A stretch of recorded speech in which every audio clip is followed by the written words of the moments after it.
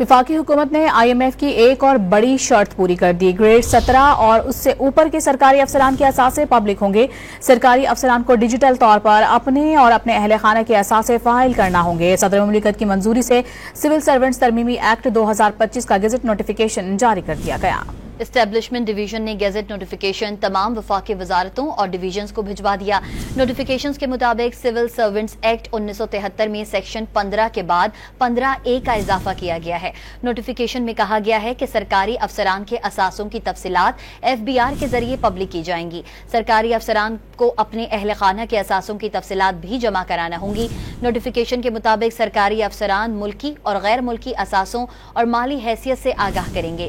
سرکاری افسران کو اپنے اور اپنے اہل خانہ کے اثاثے ڈیجیٹل طور پر فائل کرنا ہوں گے۔ کسی بھی افسر کی ذاتی معلومات کی رازداری کا خیال رکھا جائے گا۔